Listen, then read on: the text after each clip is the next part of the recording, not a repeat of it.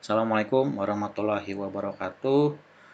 Alhamdulillah wa syukurillah, kita kembali lagi di pertemuan yang ketiga terkait perkuliahan kita, yaitu farmasi rumah sakit, di mana pada kali ini kita akan membahas yang namanya pharmaceutical care di rumah sakit. Dengan saya, yaitu apoteker Muhammad Maulidi Alvenur Saputra, Magister Farmasi. Baik, di sini ada beberapa poin yang akan kita jelaskan pada pertemuan kita kali ini. Yaitu yang pertama bisa dilihat ya timelinenya, bahwa yang akan kita bahas yang pertama yaitu pelayanan farmasi klinik. Nah, sebelum kita akan memasuki ke materi intinya, maka kita akan sebaiknya lebih dahulu untuk mengetahui apa sih itu kan pelayanan dari farmasi klinik. Kemudian yang kedua baru kita akan masuk ke materi pendahuluan terkait pharmaceutical care. Apa itu pharmaceutical care, apa yang harus dilakukan ya seperti itu, apa saja yang harus dikaji, apa dan lain-lain seperti itu ya. Nah, nanti kita akan masuk ke dalam pharmaceutical care di rumah sakit, apa aja yang harus kita lakukan nantinya berada di rumah sakit. Sebagai referensi atau acuan materi, sebenarnya di sini ada dua acuan primer ya seperti itu untuk kalian sebagai bahan bacaan, yaitu yang pertama dari Kemenkes RI 2016 bahan ajar farmasi rumah sakit dan klinik, kemudian yang kedua yaitu PMK nomor 72 tahun 2016 tentang standar pelayanan kefarmasian di rumah sakit, dan beberapa referensi-referensi lain yang tidak saya cantumkan ya, nanti bisa kalian lihat sendiri di materi yang saat di pemaparannya seperti itu. Nah, itu adalah timeline kita ya, timeline dalam perkuliahan kita hari ini. Baik, kita akan memasuki kepada timeline yang pertama, yaitu pelayanan farmasi klinik. Nah, apa sih ya itu pelayanan farmasi klinik? Yaitu merupakan pelayanan langsung yang diberikan oleh tenaga farmasi. Berarti di sini kalau dia tenaga farmasi, dia ada dua, baik itu apoteker ataupun tenaga teknis kefarmasian, kepada pasien dalam rangka meningkatkan outcome terapi. Nah, berarti bukan lagi sekedar output ya, bukan sekedar hanya kita sudah memberikan obat, tapi juga kita mengetahui bagaimana outcome-nya itu, terapinya itu apakah sudah tepat atau tidak, seperti itu ya. Nah, dan meminimalkan risiko terjadinya efek samping karena obat. Nah, jadi pelayanan farmasi klinik itu bukan hanya kita setelah berikan obat, tapi kita harus tahu bagaimana apakah obatnya itu sudah sesuai atau tidak, kan kayak gitu ya. Apakah nanti obatnya itu benar-benar bekerja dengan baik dan segala macam. Nah, itu nanti outcome-nya. Nah, setelah itu kan kita lihat, kita pantau apakah ada reaksi yang ditimbulkan pada saat mengkonsumsi obat yang telah kita berikan, gitu ya. Nah, artinya di situ kita selain daripada memberikan hanya obat saja gitu kan, tapi kita pantau juga efek sampingnya, sehingga benar-benar dari pelayanan farmasi klinik kita itu benar-benar dapat tercapai dengan tidak sempurna, tapi mendekati sempurna lah, seperti itu ya. Nah, harapannya seperti itu dalam layanan farmasi klinik. Nah, ada beberapa karakterisasi atau karakteristik dalam pelayanan farmasi klinik. Mungkin yang pertama tadi ya, seperti yang telah kita jelaskan pada pertemuan sebelumnya, bahwa pharmaceutical care atau pelayanan farmasi klinik itu akan identik dengan yang namanya pasien oriented atau berorientasi kepada pasien. Nah, karena sudah perubahan paradigma dari drug oriented menjadi pasien oriented, maka dari itulah kenapa pelayanan farmasi klinik itu sangatlah dibutuhkan ya. dalam capaian terapi dan mencegah terjadinya resiko efek samping tadi. Ya. Kemudian yang kedua, terlibat langsung di ruangan perawatan di rumah sakit atau bangsal. Jadi setiap bangsal kita ikut ya, namanya itu adalah visit ya. Jadi kita ikut terlibat pemantauan terapi apakah selama pengobatan dirawat inap itu memang sudah berjalan dengan baik dan lancar, terutama tadi itu adalah memonitoring terkait efek samping obat atau efek obat yang tidak diinginkan ya, itu terjadi kepada pasien setelah mengkonsumsi obat. Misal terjadinya alergi atau misal ternyata setelah minum obat terjadi konstipasi. Nah, itu beberapa hal itu yang kita gali kepada pasien yang dirawat inap seperti itu ya. Nah, kemudian yang ketiga dan keempat itu seperti yang telah kita jelaskan ya pada pertemuan sebelumnya, yaitu PIO ya, PIO aktif dan PIO pasif. Nah, PIO aktif berarti artinya kita itu langsung ya memberikan masukan informasi kepada pasien ya tanpa perlu ada penanya sebelumnya yang dilakukan oleh si pasien. Nah, kalau yang dia bersifat pasif artinya kita memberikan jawaban setelah ada pertanyaan. Nah, itu pasif ya, dan perlu ada beberapa tambahan informasi di lainnya, yaitu kita bisa menerbitkan seperti ya kemarin ya ada membuat leaflet, informasi-informasi obat, efek samping dari obat dan segala macam. Nah, itu juga merupakan dari karakteristik pelayanan farmasi klinik ya. Kemudian yang kelima, bertanggung jawab atas semua saran atau tindakan yang dilakukan. Nah, ini kemarin itu kan ada ya, kita memberi dalam pelayanan informasi obat PIO, kita ada proses yang namanya dokumentasi. Nah, itulah dokumentasi itu fungsinya memang sebenarnya juga masuk ke sini. Ya, kita tuh dapat bertanggung jawab terhadap apa informasi yang kita berikan kepada pasien kayak gitu kan. Nah, nanti semua saran yang kita berikan kepada pasien itu kita bertanggung jawab. Jadi tidak lepas ya, itu namanya outcome tadi ya, karena kita sifatnya tuh outcome bukan output. Kalau output kita berikan sesuai dengan indikasi atau sesuai dengan diagnosa ya kan kepada pasien, selesai kayak gitu kan. Nah, tetapi yang namanya tadi untuk mencapai outcome terapi artinya kita bertanggung jawab sampai benar-benar pasien itu sembuh ya, sembuh dari penyakit yang dideritanya oleh si pasien tersebut ya gitu ya. Nah, itu nomor 5, kita bertanggung jawab ya. Kemudian yang keenam, menjadi mitra dan pendamping dokter. Nah, artinya kita itu selalu bermitra dengan dokter. Dokter ya ada mereka SOAP gitu ya, SOAP ya, subjektif, objektif, assessment dan planning. Nah, itu pasti akan kita ikut andil dalamnya dalam menentukan assessment planningnya seperti itulah.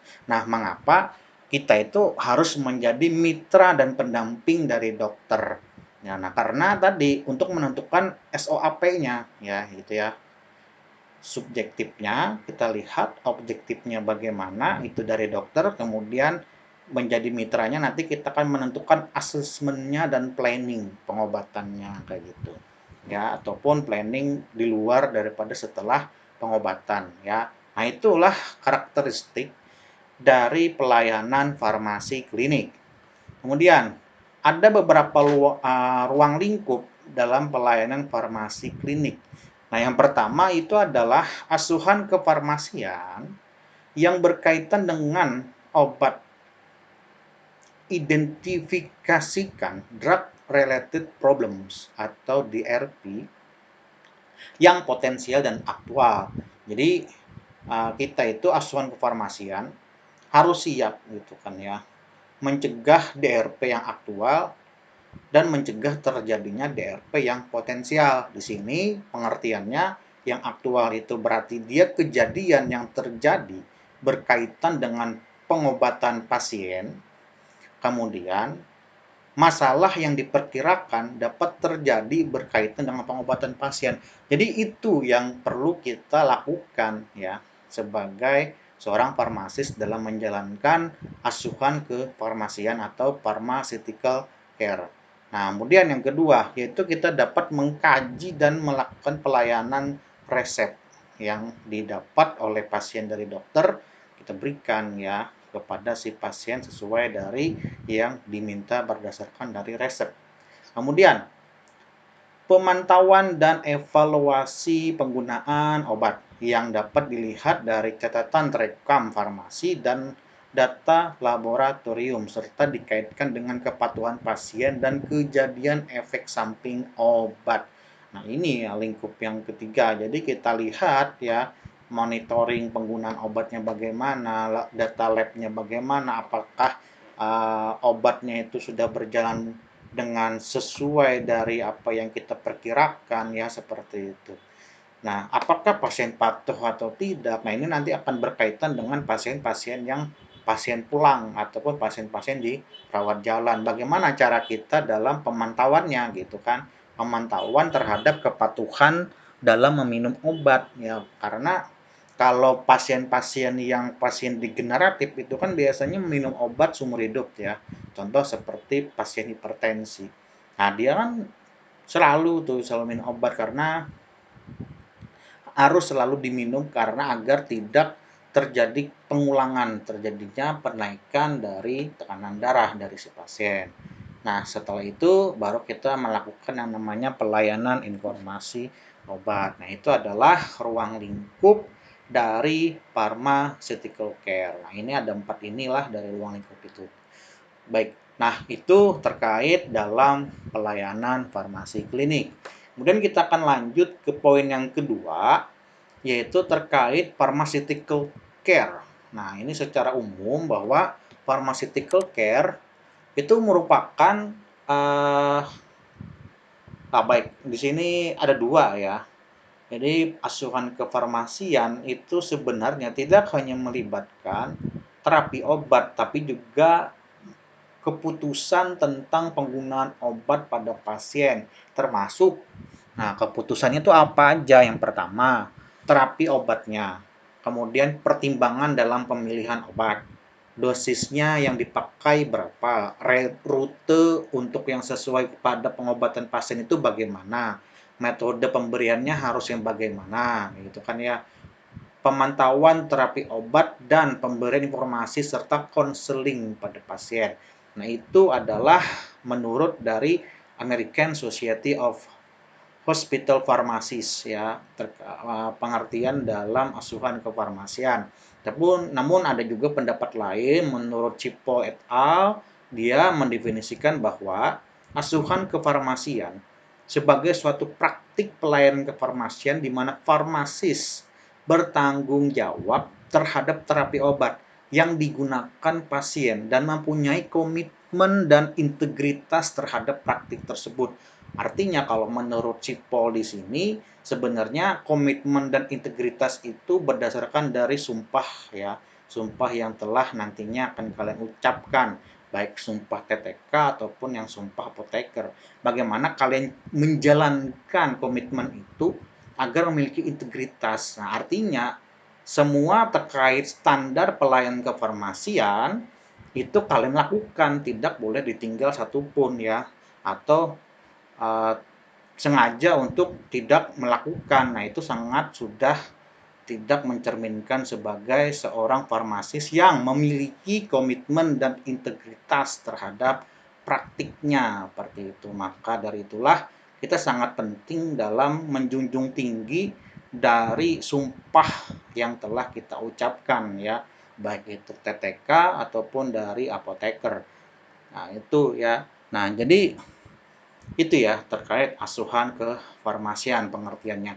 Kemudian ada langkah-langkah yang kita terapkan dalam asuhan kefarmasian, yaitu ada 5 langkah di sini ya.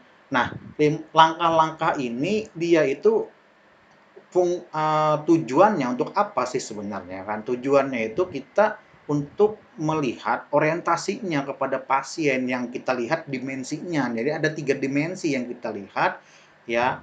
Yang pertama itu adalah dimensi sesuai dengan indikasinya ya. Sesuai indikasi, masa kita memberikan obat kepada pasien tidak sesuai indikasi. Ini tidak masuk akal ya. Bagaimana nantinya bisa terapinya itu tercapai kalau tidak sesuai indikasi kayak gitu kan. Nah, benar sudah sesuai indikasi, tapi dia efektif atau tidak, hasil terapinya optimal atau tidak, seperti itu ya. Nah, itu ada kita beberapa yang harus kita putuskan gitu kan, baik dari segi farmakoekonominya ataupun dari farmakoterapinya kayak gitu. Nah, kita sesuaikan ya. Kalau dari farmakoekonomi aser-iser yang kita lihat seperti itu kan, kalau farmakoterapinya itu bagaimana obat di dalam darah gitu kan, apakah sudah sesuai dengan standar atau tidak dan segala macam. Nah, sudah nih sesuai terapi, tapi aman atau tidak ya kan? Aman atau tidak sebenarnya obat yang kita minum. Nah, itulah ada lagi yang akan kita lihat ya, keamanan itu dari outcome-nya tadi ya kan, outcome-nya tadi apakah obat yang kita berikan, nah itu tadi obat yang kita berikan itu kita pantau kan di dalam uh, pasien rawat inap tadi kan bermitra dengan dokter. Nah, masuk ke dalam kebangsa-bangsa. Nah, itulah kita lihat obat yang kita berikan itu aman atau tidak. Apakah benar-benar tidak terjadi efek samping gitu kan? Atau malah memang terjadi efek samping tapi efeknya tuh belum muncul kayak gitu. Nah, itu kita pantau seperti itu ya. Nah, hal-hal seperti itulah kita dalam melakukan langkah-langkah dalam asuhan kefarmasian. Maka dari itu untuk mencapai itu kita kumpulkan dulu info di sini ya. Kita kumpulkan dulu infonya terkait si pasien. Nah, tadi kan saya bilang untuk melakukan perencanaan gitu kan ya. SOAP kan kata kata saya tadi si dokter. Nah, S subjektifnya gitu kan. Subjektifnya kita lihat bagaimana kondisi si pasien, panas, demam atau apa yang mereka rasakan kayak gitu kan. Ya. Nah, setelah kita lihat apa yang pasien rasakan, pasien keluhkan, baru kita lihat hasil labnya, objektifnya seperti itu. Tekanan darah, misalnya ada demamnya berapa naiknya, kemudian misalnya kalau memang dia terinfeksi bakteri kita lihat cek labnya seperti itu ya. Nah, setelah kita mendapatkan subjektif dan objektif, nah baru kita evaluasi kayak gitu kan. Nah, masuk nih ke langkah yang kedua, kita evaluasi tuh infonya tadi gitu kan, berdasarkan dari data subjektif objektifnya. Nah, baru kita evaluasi, oh dia ini ternyata tinggi dalam apa sih yang tipes itu misalnya ya, bakteri atau yang leukositnya tinggi gitu kan. Wah, ini ternyata ada infeksi bakteri nih kayak gitu kan. Nah, baru kita berikan ya, kita rencanakan apa sih asesmennya kayak gitu kan. Nah, masuklah ke A, kan tadi SOA, kan A-nya itu asesmen nantinya. Nah, kita berdiskusi, bermitra dengan si dokter untuk asesmennya itu apa nantinya yang akan kita berikan kepada si pasien ini, kayak gitu kan. Apakah dia memang hanya cukup di IGD aja nantinya, atau kita rawat inapkan, kita pulangkan atau kita inapkan kan gitu. Nah, itu rencana rencana aksinya kayak gitu ya. Baru kita planning. Yang terakhir, planning itu kayak gimana? Ya, oh ini sudah dapat nih, oh nih pasiennya cuman rawat inap, rawat jalan misalnya kan, kita pulangkan, kita beri kasih obat. Nah, makanya produk di sini ya. Rawat inap pun gitu juga tetap gitu ya. Kita berikan juga obat ya, masuk ke ruangan. Nah, jadi semua yang telah kita tuliskan di asesmen dalam pemberian obat, oh dia mengalami demam tipes misalnya kan, berarti kita harus memberikan obat penurun demam, penurun bakterinya tadi untuk menurunkan leukositnya, seperti itu kan. Kemudian ada beberapa tambahan-tambahan lainnya ya. Pastikan itu terlaksana dulu kayak gitu kan. Setelah kita berikan obat, oh ini terlaksana nih sudah sesuai planning gitu kan. Nah, tetapi tidak cukup sampai di sana, itu kan berarti kalau sudah pastikan terlaksana, itu kita masih pada posisi drug oriented, ya. Kita masih pada posisi drug oriented. Nah, apabila kita ingin memasuki yang namanya pasien oriented, kita review, kita monitor, kita modifikasi apakah memang pengobatannya ini belum maksimal atau tidak. Ini tadi efektif ya atau tidak optimal dalam pengobatannya kayak gitu ya. Yang kita monitor. Nah, nanti kita akan bahas lebih dalam terkait apa aja sih yang sebenarnya yang harus kita monitoring, apa yang harus kita review ya nanti pada yang setelah di PH di rumah sakit. Kita lihat outcome-nya gitu ya. Outcome-nya apakah benar-benar pasien itu mengalami peningkatan dalam kualitas hidupnya. Baru kita akan bisa menetapkan hubungan profesional kita terhadap si pasien. Kita bisa melakukan pelayanan home care dan lain-lain gitu kan. Apabila masih setelah selesai kualitas hidupnya bagus, dirumahkan, ya kita lihat tuh ya, misalnya apabila ada muncul gejala lain gitu kan, yang akan ditimbulkan pada saat di rumah, ya kita kumpulkan lagi info. Nah, jadi langkah-langkah ini dia itu sifatnya siklus. Ya, sifatnya itu siklus. Jadi tidak berhenti sampai pada menetapkan hubungan profesional kita terhadap si pasien. Nah, tapi dia kembali lagi ke info ke awal kayak gitu kan. Apalagi pasien-pasien yang generatif tadi, kita lihat kepatuhannya. Oh, ini kok masih ada sisa sih obat yang kita berikan yang harusnya habis dalam 30 hari, kenapa masih ada sisa? Kayak gitu kan. Nah, itu kita kita kumpulkan info, oh ini pasti tidak patuh kayak gitu. Nah, itu yang kita kita bangun hubungan tadi ya, hubungan profesional kita terhadap pasien. Nah itulah kita itu sebagai seorang farmasis, bagaimana cara kita dalam memberikan yang terbaik ya kepada pasien dan ya tadi ya seperti di awal tadi kita harus memiliki integritas yang tinggi ya terhadap sumpah yang telah kita ucapkan gitu ya. Oke, itu adalah terkait 5 langkah. Nah, kita akan membahas sedikit terkait DRP. DRP, nah, tadi kan ada yang aktual, ada yang potensial tadi ya. Nah, jadi agar tercapai outcome medik yang optimal, maka kita harus mengetahui beberapa kategori-kategori DRP. Yang pertama itu ada indikasi tapi tidak diterapi. Ya. Kemudian yang kedua, ada pemilihan obat yang salah. Loh kok bisa? Nah, itu yang kita bahas ya. Dosisnya subterapi. Loh, kok bisa? Itu kan dosisnya kok ada yang lain gitu ya dia. Kemudian gagal dalam menerima obat. Obat yang kita berikan belum tentu semua diterima oleh tubuh, tergantung. Ya. Tergantung dari apa tadi yang menurut dari si American tadi ya yang bahwa kita harus tentukan rute pemberiannya itu benar atau tidak ya kepada pasien gitu. Dosisnya apa benar atau tidak kepada pasien. Maka akan lihat apakah terjadi overdose atau low dose kayak gitu ya. Itu juga kita harus perhatikan.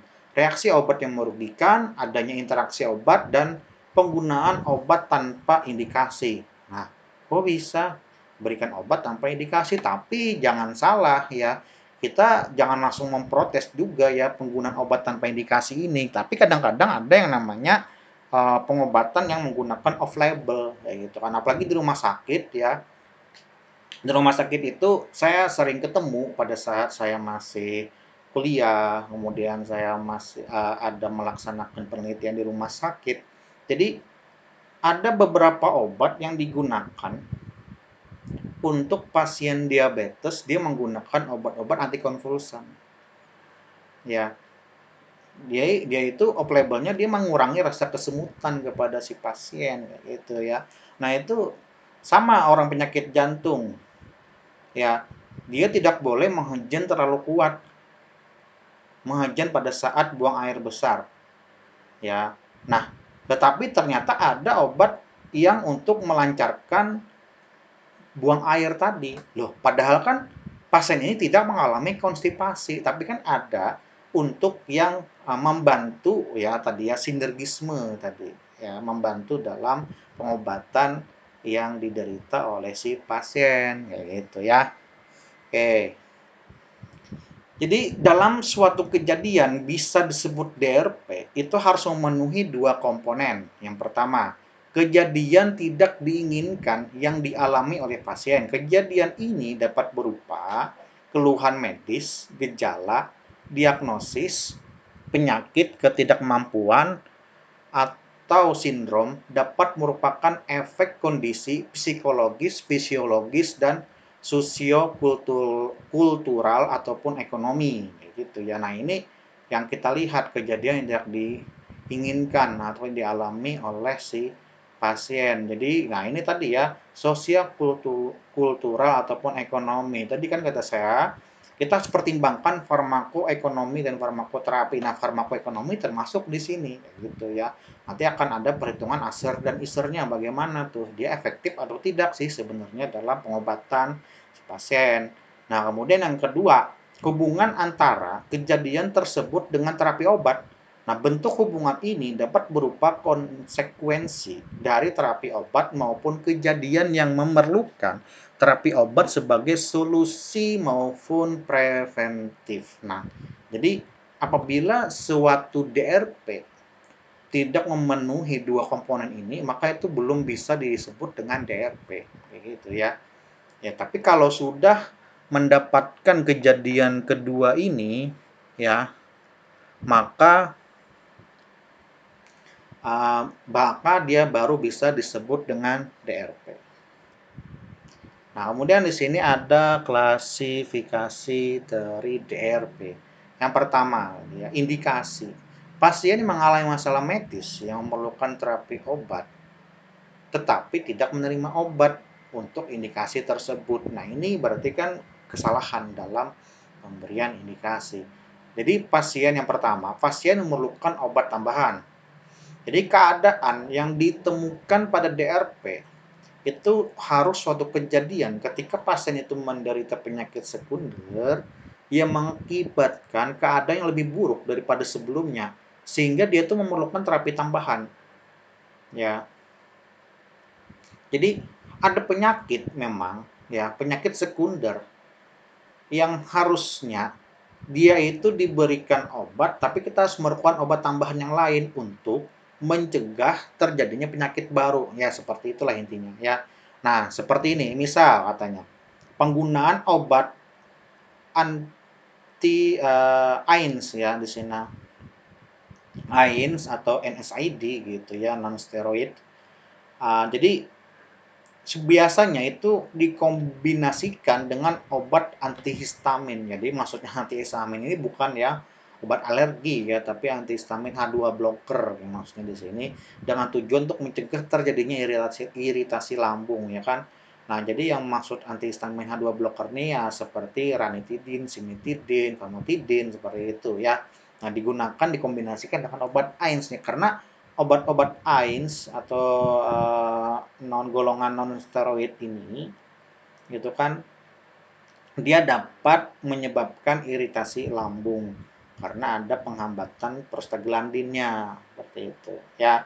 Nah, disitulah kita untuk memberikan kombinasi dengan antihistamin. Nah, itu ya pasien itu memerlukan tambahan begitu. Ya karena ada beberapa keluhan ya, pasien itu merasakan nyeri ya, nyeri di pada bagian mana, namun kita gali informasinya kepada si pasien, itu tentang jawabnya si dokter, apakah biasanya meminum obat itu terjadi perih lambung atau tidak kan seperti itu. Nah, itu digali informasinya tadi ya. Dan makanya tadi yang pertama adalah kumpulkan informasi. Nah, kemudian yang kedua, pasien menerima obat yang tidak diperlukan.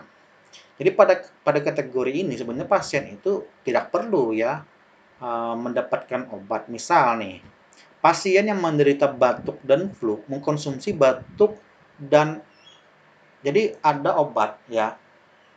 Jadi ada biasanya sih ini yang orang-orang yang lebay ya pada ibu dan anak, ibu sih ibu ya. Jadi kepada anaknya kan kadang-kadang Kubapil tapi ada obat yang kombinasinya itu dengan PCT atau penurun panas ya. Nah, itu kan padahal si anak itu tidak mengalami demam, dia hanya bapil ya, batuk pilek. Tapi ada tambahan obat yang memang ada ya kan di pasaran itu kayak gitu ya. Nah, itu pun juga harus kita perhatikan, kita tanyakan apakah anaknya itu demam atau tidak. Jadi informasi itu kita gali. Itulah pentingnya kita menggali informasi dulu kepada pasien. Nanti sebelum kita berikan, oh ini obat ini perlu kita berikan atau tidak seperti itu. Ya. Nah, itu adalah pasien yang menerima obat yang tidak diperlukan. Yang kedua, pasien menerima regimen terapi yang salah. Regimen ini dia itu kan sudah menjadi satu kesatuan dalam pengobatan ya. Regimen misalnya untuk yang pasien tukak lambung, nah itu kan ada regimen obatnya seperti itu. Ya polifarmasi lah yang nama istilahnya seperti itu ya. Nah, di mana gini kan pasien rata-rata menerima 8 sampai 10 jenis obat sekaligus sekali kunjungan dokter atau pemberian lebih dari satu obat untuk penyakit yang diketahui dapat disembuhkan dengan satu jenis obat. Jumlah obat yang diberikan lebih dari yang diperlukan untuk pengobatan penyakit dapat menimbulkan efek yang tidak diinginkan. Nah, ini contoh. Seperti pemberian puyer pada anak dengan bapil yang berisi amoxicillin, PCT, GG, Dexa, CTM, dan luminal. Nah, dari hal tersebut ya, sebaiknya kita itu diskusikan terlebih dahulu ya dengan dokter ya. Jadi ada di situ penggunaan luminal dan PCT bahwa itu ada sebuah interaksi gitu kan. Ada interaksi terhadap saya lupa tuh ya, ada pokoknya interaksi antara lumina dan PCT. Apalagi di situ ada amoxicillin. Amoxicillin itu tidak diperbolehkan untuk digabung dalam satu puyer kayak gitu ya. Nah, hal-hal seperti itu harus kita ketahui ya dalam pemberian regimen ya, regimen obat. Kemudian yang ketiga itu adalah frekuensi pemberian. Nah, frekuensi pemberian di sini kita lihat bahwa yang harusnya kita minum 3 kali sehari malah bisa sampai 6 kali. Nah, karena ada beberapa ya kan yang dirasakan oleh si pasien gitu kan, oh ini aku minum obat ini kok nggak terasa sembuh kayak gitu kan. Minum terus frekuensinya kan sudah salah tuh ya.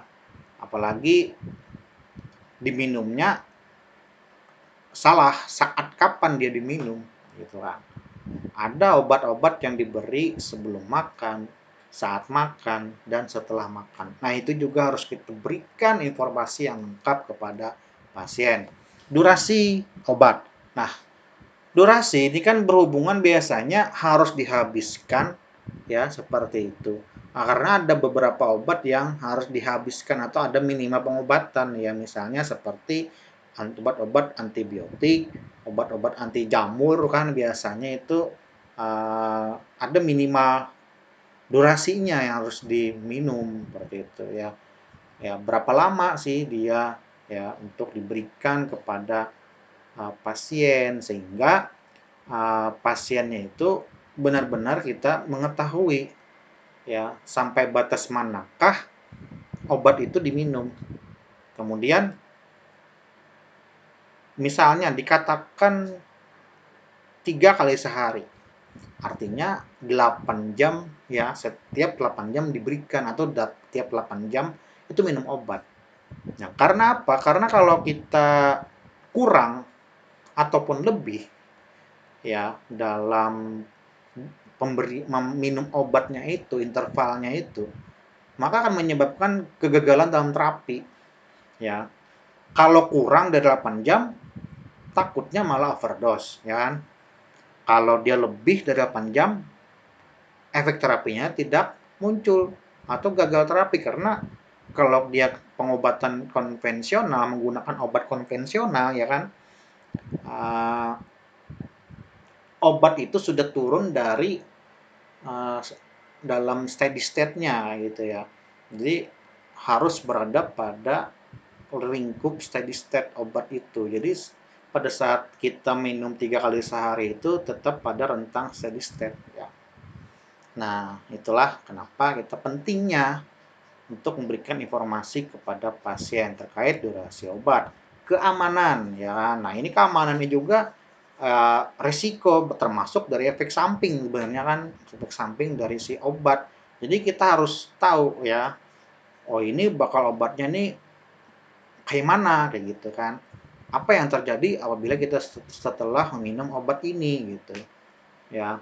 Nah, di sini katakan contohnya ya, penggunaan phenytoin dengan chloramphenicol secara bersamaan menyebabkan interaksi farmakokinetik, yaitu terjadinya inhibisi metabolisme phenytoin oleh chloramphenicol sehingga kadar phenytoin dalam darah meningkat. Kalau artinya phenytoin meningkat, berarti kan ini adalah kan obat-obat yang dengan pemantauan khusus. Ya, phenytoin ini. Nah, itu kan kita harus pertimbangkan ya hal-hal yang seperti itu. Apakah memang ini yang efek kita butuhkan? Apakah ini benar-benar efek yang sinergisme tadi ya saling menguntungkan? Apakah tidak? Itu yang harus kita pertimbangkan seperti itu ya. Tergantung dari diagnosis yang kita diagnosis dokter yang kita ketahui. Oh, ternyata obat ini dia tuh bersifat sinergisme, menguntungkan atau meningkatkan dari salah satu obatnya itu juga harus kita pertimbangkan hal-hal seperti itu ya. Nanti takutnya malah jadi efek toksik lewat dari rentang steady state dari obat tersebut seperti itu.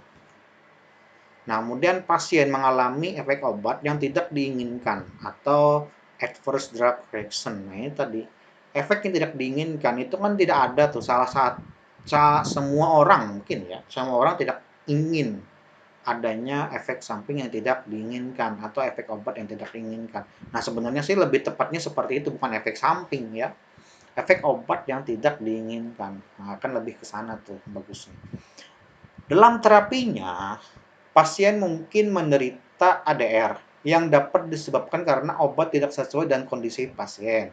Cara pemberian obat yang tidak benar, baik dari frekuensi maupun durasi terapi, adanya interaksi obat dan perubahan dosis terlalu cepat pada pemberian obat-obat tertentu. ADR di sini dia merupakan respon terhadap suatu obat yang berbahaya dan tidak diharapkan serta terjadi pada dosis lazim yang dipakai oleh manusia untuk tujuan profilaksis maupun diagnosis maupun juga yang terapi. Nah, artinya kita dalam memonitoringnya, jadi kan karena ini dia pasien mengalami efek obat yang tidak diinginkan, artinya kita harus benar-benar melakukan yang namanya meso. Nanti akan kita jelaskan apa itu meso ya, monitoring efek samping obat. Ya, nanti itu ada formulirnya, kita lihat, kita catat, kita dokumentasikan, baru kita evaluasi kayak gitu ya. Oh, ini ternyata ada mengalami ADR nih dari obat ini kayak gitu kan, baru kita langsung evaluasi kayak gitu ya. Nah, makanya itu harus kita laksanakan 5 langkah asuhan kefarmasian tadi ya. Nah, kemudian ADR itu ada dibagi beberapa kelompok ya. Yang pertama itu ada reaksi A, di mana kerja farmakologis primer ataupun sekunder yang berlebihan atau perluasan yang tidak diharapkan dari kerja obat seperti diuretik yang mengimbas kepada hipokalemia. Karena apa? Kalau diuretik itu kan dia efek sampingnya sering kencing. Otomatis kan banyak yang dikeluarkan ya elektrolit di dalam tubuh. Nah, itu salah satunya adalah dapat menyebabkan hipokalemia. Makanya ada obat diuretik yang apa sih namanya itu ya, hemat kalium ya namanya, hemat kalium. Nah, itu dipertimbangkan dalam pemilihan obat-obat seperti itu. Ataupun propanolol mengimbas pemblok jantung seperti itu ya.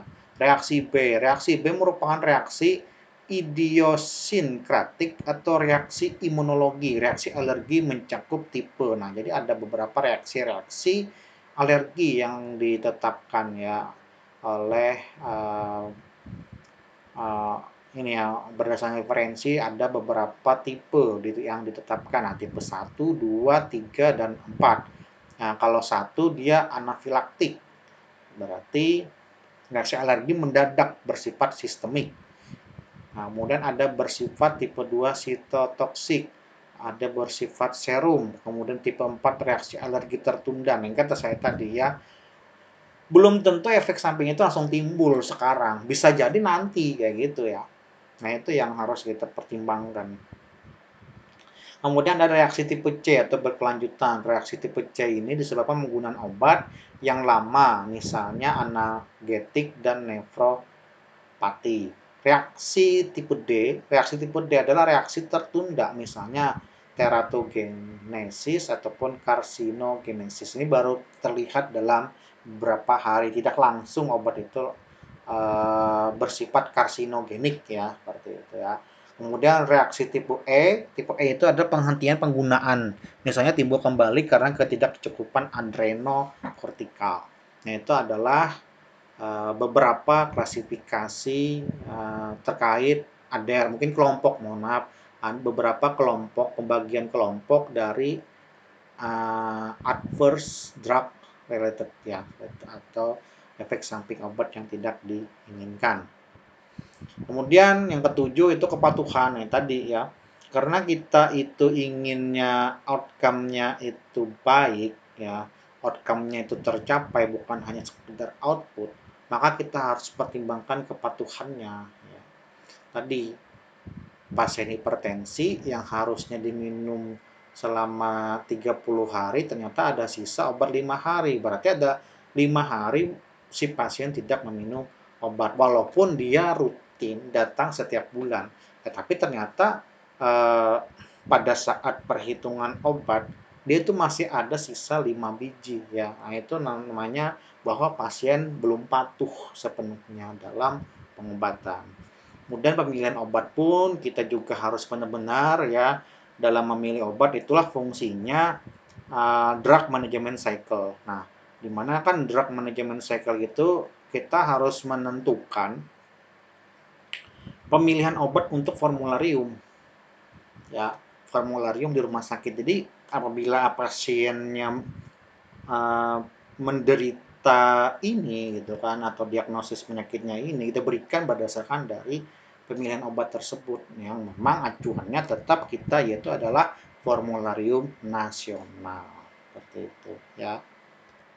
Kemudian yang ke-9 itu adalah interaksi obat, di mana interaksi obat ini terlihat apakah interaksi obat dengan obat dengan makanan, dan obat dengan jamu atau hal-hal lainnya yang dapat memungkinkan terjadinya efek yang tidak diinginkan gitu ya. Efek toksik ataupun efek klinik yang berkurangnya efek klinik yang diharapkan seperti itu.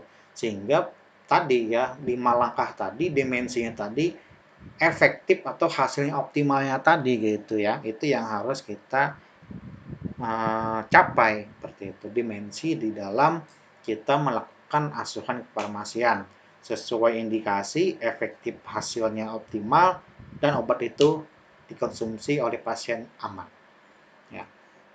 Nah, itu adalah terkait asuhan kefarmasian. Ya, terkait asuhan kefarmasian. Nah, baik kita akan memasuki poin intinya yaitu pharmaceutical care di rumah sakit. Jadi, asuhan kefarmasian itu tidak luput dengan yang namanya pelayanan farmasi klinik. Nah, jadi merupakan jadi kan ya sudah kita jelaskan memang di awal. Jadi pelayanan farmasi klinik itu bagaimana kita itu ya melihat pasien safety sehingga terjaminnya sebuah kualitas hidup pasien. Ya. Karena kita harus kurang outcome-nya tercapai, efek samping dapat kita kendalikan, kan kayak gitu. Nah, itu yang kita harapkan ya. Itu yang kita harapkan tujuannya ya. tujuan dari pelayanan farmasi klinik itu tadi ya. Pasiennya itu safety, kemudian meningkatkan kualitas hidup pasien. Nah, itu yang harus kita berikan jaminan kepada pasien sehingga pasien itu merasa aman dan nyaman berobat di tempat kita atau di rumah sakit kita. Oh, di sana rumah sakit A itu bagus pelayanan farmasi kliniknya atau pelayanan farmasinya, pelayanan apoteknya. Mungkin seperti itu ya orang awam bilang ya. Nah, itulah fungsi kita, ya kan? Fungsi kita sebagai fungsional karena karena kita bukan struktural ya. Kita ini kan bukan struktural, tapi kita ini adalah fungsional. Maka dari itu kita harus menjalankan berdasarkan fungsional kita. Ya, fungsional kita adalah memberikan selain daripada kita melakukan manajerial terhadap pengelolaan obat, kita juga melakukan yang namanya pelayanan farmasi kliniknya ya dengan dengan tujuan pasien safety dan quality of life terjamin ya itu. Nah, itu kita di rumah sakit itu yang kita kita pegang teguh ya. Kemudian apa aja sih layanan farmasi klinik yang ada di rumah sakit gitu? Dia ada 11 ya di sini. Nah, ini yang kita ambil berdasarkan dari PMK nomor 72 itu tadi ya. Tahun 2016 terkait standar pelayanan kefarmasian di rumah sakit. Nah, tapi kan dia ada dua sebenarnya, ada dua ruang lingkup. Tadi kata saya manajerial ataupun farmasi klinik. Nah, di sini untuk yang asuhan kefarmasian itu akan lebih kepada farmasi kliniknya kayak gitu ya. Nah, namun sebenarnya ada pharmaceutical care dari setiap penyakit itu ada lagi sebenarnya ya. Jadi ada pegangan-pegangan terkait pharmaceutical care di setiap penyakit. Nah, itu ada nanti penyakit dari pharmaceutical care itu ada e-book-nya kalau tidak salah ya. Bisa kalian cari di internet ya seperti itu. Nah, namun kita tidak membahas ke sana, tapi kita membahas dulu secara umumnya ini ya terkait pelayanan farmasi klinik yang ada di rumah sakit itu meliputi apa aja? Yang pertama, pengkajian dan pelayanan resep. Nanti ada penjelasannya. Yang kedua, penelusuran riwayat penggunaan obat. Yang ketiga, itu ada rekonsiliasi obat. Yang keempat, pelayanan informasi obat (PIO). Kemudian ada konseling, visit, ada PTO atau pemantauan terapi obat, MESO, monitoring efek samping obat, EPO, evaluasi penggunaan obat, dispensing sediaan steril, dan pemantauan kadar obat dalam darah. Nah, itu ya pelayanan farmasi klinik yang akan kita lakukan di rumah sakit. Yang pertama, pengkajian dan pelayanan resep. Pengkajian resep dilakukan untuk menganalisa adanya masalah terkait obat. Bila ditemukan masalah terkait obat, harus dikonsultasikan dokter penulis resep. Jadi, kita kaji ya analisanya, screening namanya gitu ya. Screening resep.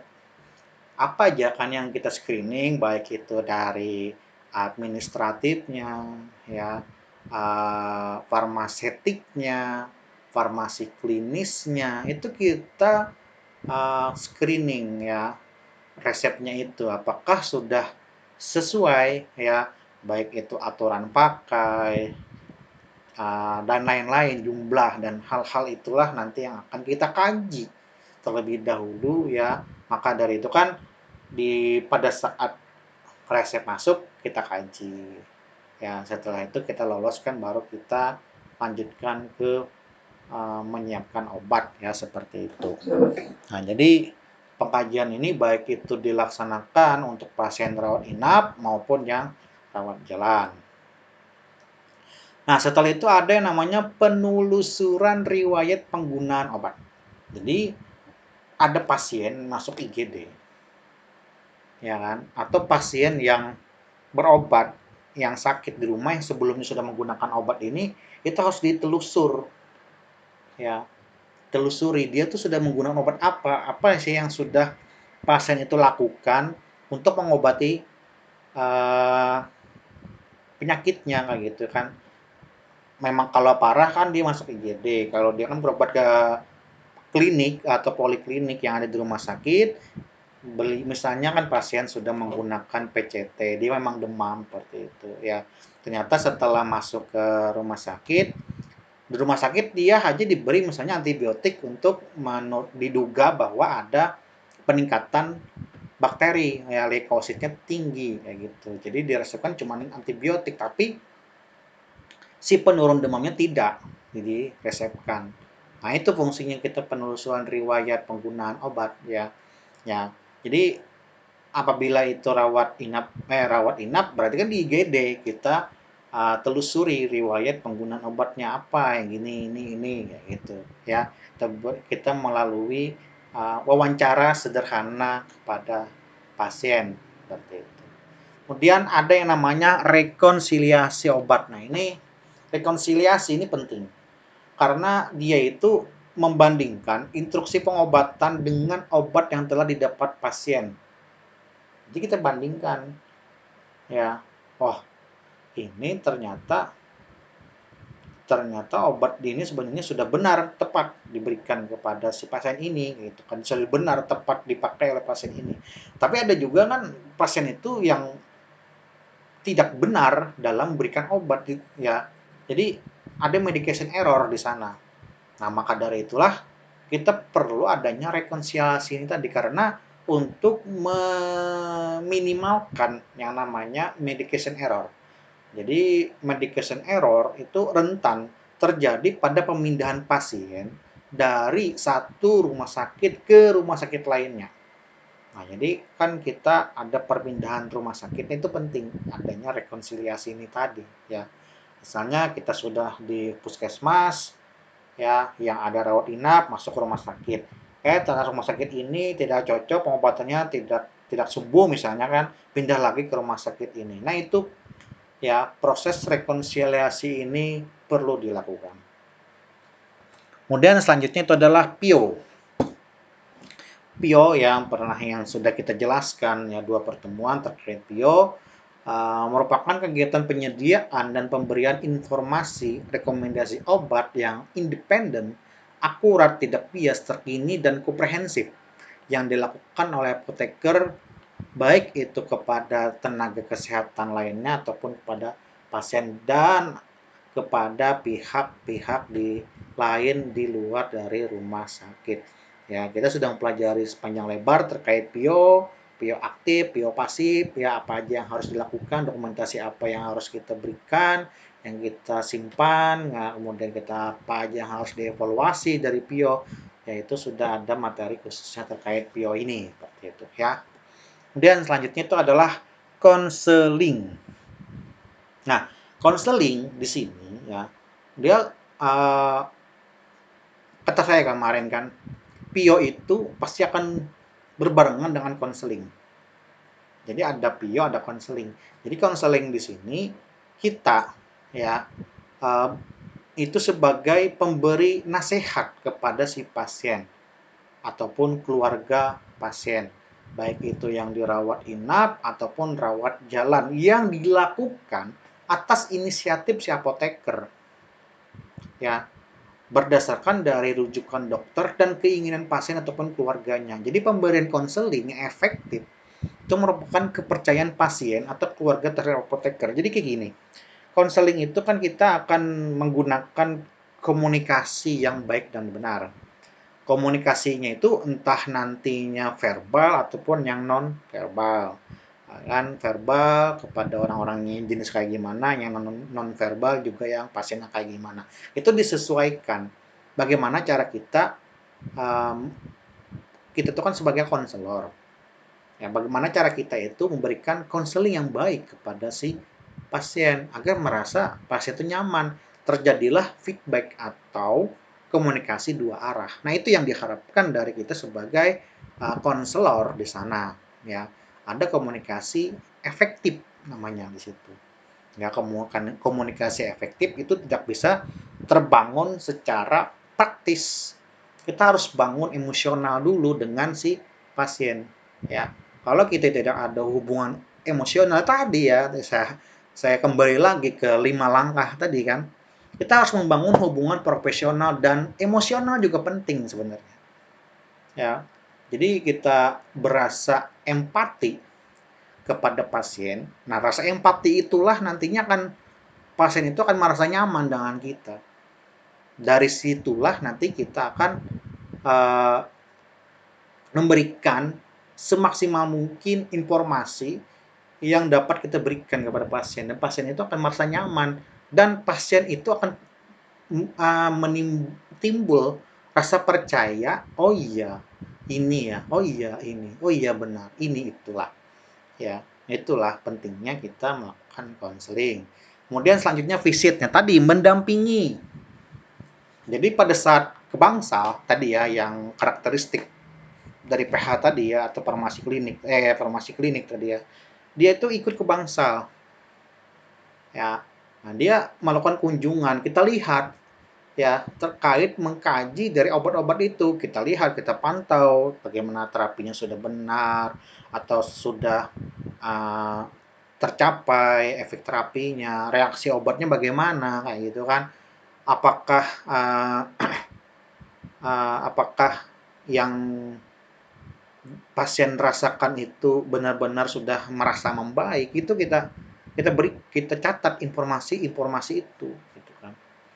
Nah, informasi yang kita lihat, yang kita tanyakan kepada si pasien itu kita catat. Makanya kan setelah tadi ada hubungan emosional dengan si pasien tadi, kita kumpulkan lagi informasi, oh ini ternyata sudah tidak perlu lagi misalnya diberikan ini. Oh, pasien ini sudah layak untuk pulang, dirawat jalankan. Kan kayak gitu. Ya kita kumpulkan informasi, pokoknya 5 langkah itu akan selalu berputar ya. Akan selalu berputar karena dia siklus ya, 5 langkah tadi ya. Seperti itu. Ada lagi yang namanya pemantauan terapi obat. Nah, PTO ya, di sini PTO itu kita untuk memastikan tadi ya, obat itu aman atau tidak. Karena tadi lagi-lagi 5 langkah dimensi yang akan kita capai itu adalah aman. Sehingga tidak ada yang namanya reaksi obat yang tidak diinginkan atau ROTD. Itu yang kita ingin minimalkan dan kita maksimalkan untuk si terapi obatnya. Sehingga ya di dalam kita dalam memberikan uh, obat kepada pasien benar-benar dirasakan manfaatnya, bukan dirasakan efek yang tidak diinginkannya, kan kayak gitu ya. Nah, kegiatan dalam PTO itu meliputi yang pertama, kita mengkaji pemilihan obat, dosis. Nah, ini berdasarkan dari formularium rumah sakitnya tadi kan kayak gitu ya. Nah, apa aja respon terapi, apakah memang ada ROTD atau tidak, kan seperti itu. Kemudian pemberian rekomendasi penyelesaian masalah terkait obat, kemudian pemantauan efektivitas dan efek samping dari terapi obat. Jadi dari PTO ini dia akan lanjut lagi kepada meso. Nah, jadi akan berkelanjutan setelah PTO, oh dapat nih terapi obatnya sesuai. Kita lihat efek sampingnya, kayak gitu kan. Nah, kita lihat nih efek sampingnya. Apakah memang responnya itu langsung atau tidak? Yang saya tadi bilang kan, apakah memang eh, obatnya itu bisa langsung terasa efek sampingnya atau malah nanti-nanti pada saat pemakaian jangka panjang. Ini tidak tahu ya, maka dari itulah pentingnya kita ada monitoring efek samping obat. Walaupun sudah dirawat jalankan, setelah rawat inap kan dia pasti akan balik tuh. Nah, balik itulah kita akan pantau, ya kan? Pasti kan kita setelah keluar dari rumah sakit pasti akan diminta tuh nanti 7 hari lagi misalnya kan datang ke rumah sakit untuk pemantauan selanjutnya. Kan ada tuh pasti kayak gitu ya. Nah, itu fungsinya. Fungsinya kenapa sih ya? Kita itu setelah keluar dari rumah sakit diminta balik lagi untuk kontrol. Karena ini tadi ya, PTO dan meso ini gitu ya. Nah, kegiatan dari meso ini itu ya terbagi atas 5, mendeteksi adanya kejadian reaksi obat yang tidak dikehendaki, kemudian mengidentifikasi obat-obat dan pasien mempunyai risiko yang tinggi mengalami ESO, mengevaluasi laporan ESO dengan algoritma dari Naranjo, kemudian mendiskusikan dan mendokumentasikan ESO pada komite ataupun PTP ya, apa sih, TFT atau apalah farmasi punya, tergantung dari penamaan masing-masing di rumah sakit ya, ada PFT ataupun KFT masing-masing ya. Rumah sakit itu berbeda-beda. Terserah, yang penting itu tetap didiskusikan dan dikomunikasikan yang nantinya itu akan dilaporkan kepada uh, Pusat Monitoring Efek Samping Obat Nasional sebagai ini ya, nantinya pertimbangan dalam formularium nasional. Nah, seperti itu. Nanti akan diturunkan kembali ya ke formularium rumah sakit seperti itu. Nah, baru kita evaluasi ya, setelah kita lihat PTO-nya, kita lihat mesonya, kita evaluasi ya. Baik itu kita menggunakan secara kualitatif ya, secara kita lihat dari subjektifnya saja, ataupun dari kuantitatifnya itu berupa data lab ya. Biasanya kan pada saat kita setelah keluar dari rumah sakit ya kan, disuruh kontrol lagi 7 hari kemudian, dokter itu cuma tanya kan, misalnya nih, bagaimana pengobatannya, apa yang dirasakan, apakah sudah kayak gimana kan, kayak gitu ya. Nah, artinya setelah ditanya-tanya tadi yang seperti itu ya kan, maka eh, kata pasiennya, oh sudah membaik, saya sudah kayak gini kayak gini. Nah, itu berarti kan secara kualitatif sudah terlihat sebenarnya. Tetapi misalnya masih ada rasa sakit, oh dok saya masih kayak gini gini gini, ya udah, data cek lagi darah, ambil lab, ternyata normal aja. Nah, kan seperti itu. Atau malah memang oh masih ada tinggi nih. Berarti kan kita tetap memberikan terapi obat yang sama sehingga yang tinggi tadi dapat turun ke angka normal seperti itu. Nah, tujuannya di sini dia mendapatkan gambaran keadaan saat ini atas pola penggunaan obatnya, membandingkan pola pengobatan obat pada periode waktu tertentu, memberikan masukan untuk perbaikan penggunaan obat, mohon maaf, dan menilai pengaruh intervensi atas pola pengobatan. Nah, itulah kenapa di rumah sakit juga perlu adanya evaluasi dalam penggunaan obat ya, seperti itu. Dispensing sediaan steril. Nah, itu habis ya masalah tadi. Kemudian kita akan masuk ke dalam ranah dispensing sediaan steril. Jadi dispensing steril ini harus dilakukan di instalasi farmasi dengan teknik aseptiknya. Jadi teknik aseptik ini kita harus membuat mungkin ya, mendispensing steril itu benar-benar tanpa ada mikroorganisme ya, untuk menjamin dari sterilitas dan stabilitas produk dan melindungi petugas dari paparan-paparan zat berbahaya yang menghindari terjadi kesalahan pemberian obat. Jadi kan kayak obat-obat sitostatika itu kan harus diberikan secara steril ya, kemoterapi, hal-hal lainnya yang menggunakan BMHA, apa namanya, B3 ya, bahan beracun yang berbahaya itu kan juga dipakai ya untuk dispensing sediaan steril. Nah, itu kita harus memang hati-hati ya. Jadi tidak sembarang orang sebenarnya yang melakukan dispensing sediaan steril. Dia ada ininya ya, ada pelatihan khusus memang terkait dispensing sediaan steril. Jadi tidak bisa orang-orang yang baru lulus misalnya kan diberi tanggung jawab untuk melakukan dispensing, nggak bisa. Ada orang-orang khusus yang memang sudah memiliki sertifikat dalam dispensing sediaan steril. Ya, itu harus pencampurannya harus di pada LAF ya, seperti itu, laminar airflow, bagaimana agar sirkulasinya itu bagus pada saat mencampur, tidak ada zat-zat berbahaya yang masuk ke dalam sediaan sterilnya tadi, seperti itu ya. Jadi dispensing sediaan steril di sini dia bertujuan yang pertama ya menjamin agar pasien menerima obat sesuai dengan dosis yang dibutuhkan. Kemudian yang kedua, menjamin sterilitas dan stabilitas produk. Kemudian yang ketiga, melindungi petugas dari paparan zat berbahaya dan menghindari terjadinya kesalahan dalam pemberian obat tadi. Karena tidak boleh salah steril itu, kan dia langsung masuk ke dalam tubuh, ya, tidak melalui proses absorpsi dan absorpsi ya, tidak melalui proses absorpsi. Ya langsung dalam proses metabolisme dalam tubuh langsung kayak gitu ya. Nah itu langsung masuk ke vena ya, aliran darah. Itu berbahaya sampai apabila terjadi paparan gitu, mikroorganisme pada sediaan steril tersebut. Kemudian ada yang namanya pemantauan kadar obat dalam darah.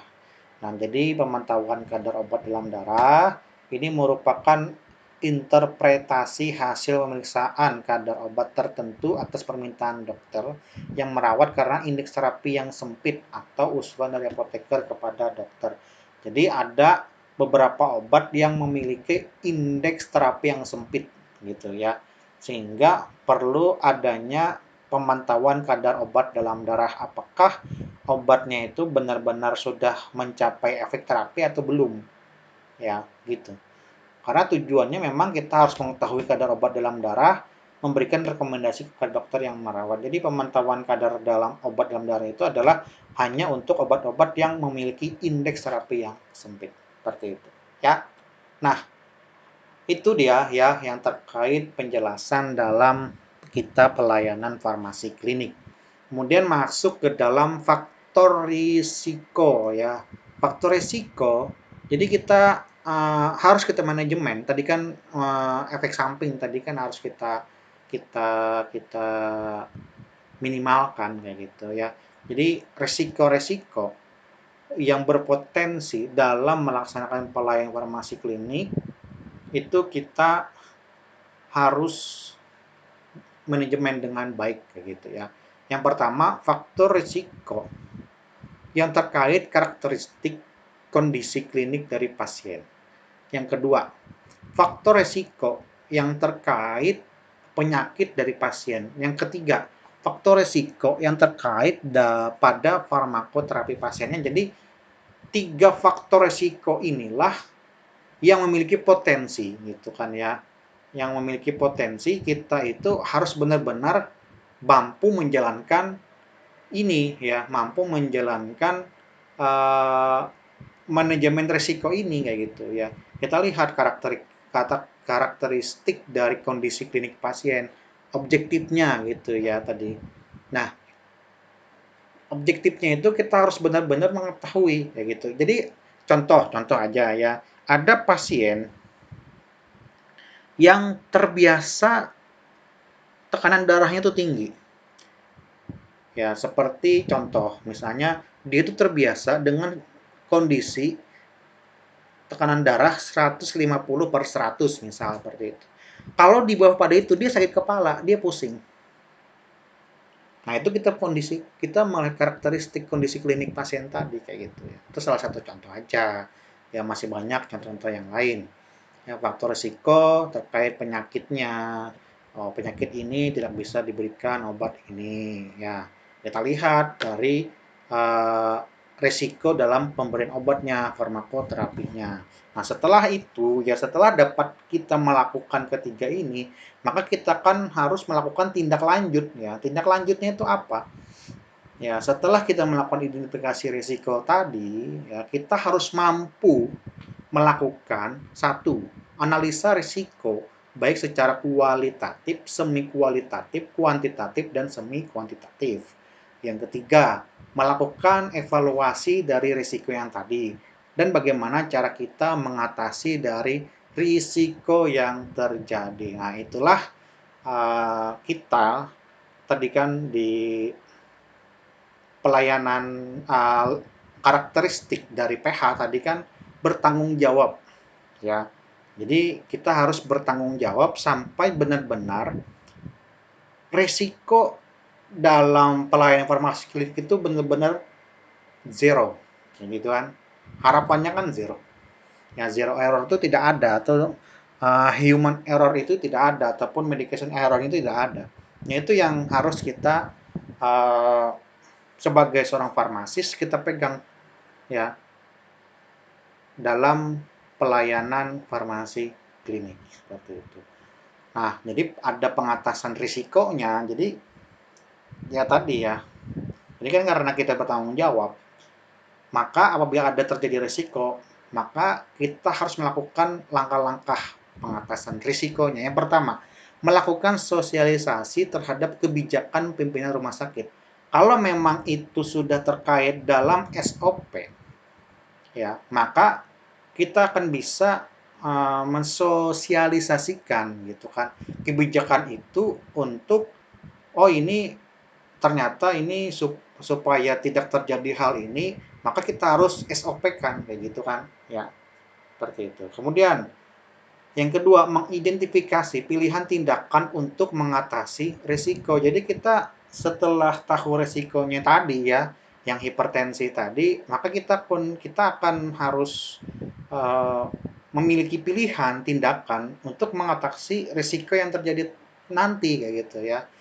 Kita tetapkan pilihan cost benefit analysis ya, ini tadi kalau ini berarti CBA ya, CBA. Jadi CBA ini akan kita lihat berdasarkan dari nilai CUA ya, CUA-nya nanti. CUA kemudian kita lihat CBA-nya. Ya, CUA itu berarti cost effectiveness analysis. Nah, kita lihat CU-nya, asar-isarnya apakah memang sudah benar dan tepat. Kita lihat benefitnya, kan gitu, CBA-nya. Kemudian menganalisa risiko yang mungkin masih ada. Ya, memang kita tidak bisa ya 100% percaya bahwa selesai dalam analisis risikonya. Kita harus memiliki memiliki rencana gitu kan ya. Rencana analisa yang lain apabila ada resiko itu yang timbul ya, resiko yang timbul nantinya pada saat pelayanan farmasi klinik itu berjalan. Kita harus bisa langkah-langkahnya itu tadi ya, menganalisis risiko yang mungkin yang ada. Kemudian yang terakhir, mengimplementasikan rencana tindakan meliputi menghindari dari risiko-risiko yang terjadi, mengurangi risiko itu kan bisa dituangkan dalam kebijakan pimpinan rumah sakit SOP tadi, sehingga untuk menghindar mengurangi itu sudah dapat terhindarkan. Memindahkan risiko, yaitu tadi memindahkan risiko, kemudian menahan risiko itu agar tidak terlalu tinggi ya. Memang kan dalam pengobatan ada tetap faktor risiko dan faktor keuntungannya kan kayak gitu. Jadi apakah faktor risiko itu lebih besar dibandingkan faktor keuntungannya, atau malah lebih besar untungnya daripada risikonya, itu juga harus kita pertimbangkan ya. Nah, setelah itu kalau memang ada faktor risikonya tadi, ya kita memilih yang lebih besar faktor keuntungannya, maka faktor risiko tadi kita kendalikan gitu. Nah, itulah terkait bagaimana cara kita pengatasan risiko efek samping. Maka setelah kita melakukan semua itu, maka akan tercapailah ini tadi ya, pasien safety dan quality of life dari pasien itu terjamin. Oke, baik. Jadi itulah ya penjelasan singkat dari pharmaceutical care di rumah sakit. Apabila ada yang ingin ditanyakan, silakan ditanyakan, tulis di kolom komentar, ataupun bisa hubungi saya secara pribadi, bisa melalui WhatsApp ataupun lewat email. Dan jangan lupa untuk di like dan subscribe. Itu saja mungkin yang dapat saya sampaikan, dan terima kasih. Sekian. Assalamualaikum warahmatullahi wabarakatuh.